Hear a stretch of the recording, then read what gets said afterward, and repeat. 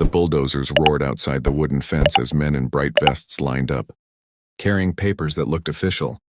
The old man, trembling but still proud, stepped onto his porch. His voice cracked when he said, "This is my home.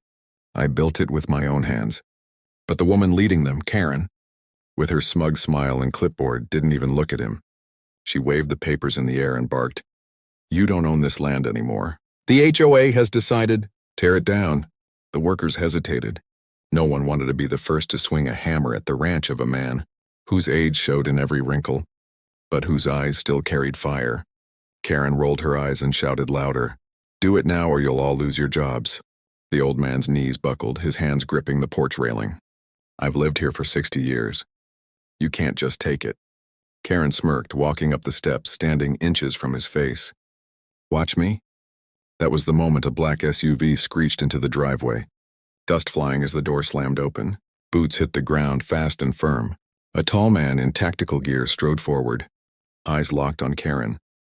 He didn't say a word at first, just flashed the edge of a badge hanging from his belt. The workers froze instantly. Karen tried to keep her smile, but her voice cracked for the first time. "And who exactly do you think you are?" The man stepped closer, towering over her, his voice cold and steady. "I'm his son, SWAT commander, and you just made the biggest mistake of your life."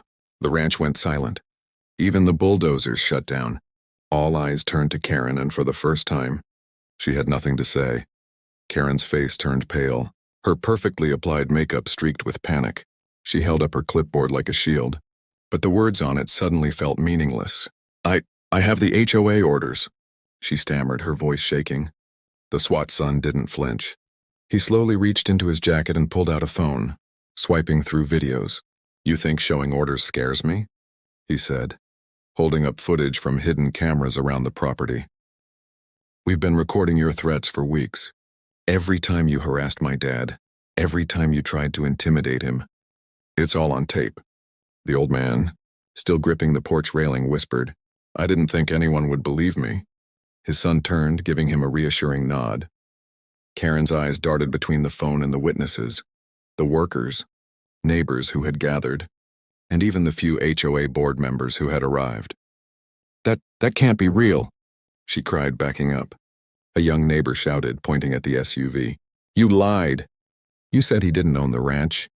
But look, he's been paying taxes here for decades." Karen's voice rose in desperation. I was following orders."